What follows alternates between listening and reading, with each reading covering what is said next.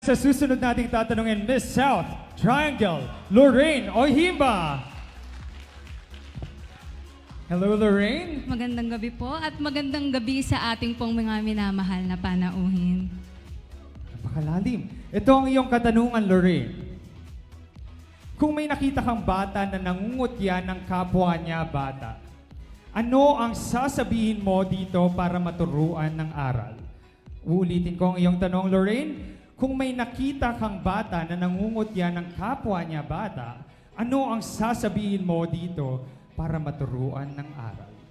Kung ako po ay nakakita ng bata na nangungutya ng ibang bata, pagsasabihan ko po siya, ngunit tatanungin ko din kung nasaan ang kanyang mga magulang. Dahil naniniwala po ako ng ating mga magulang ay ating mga unang guro.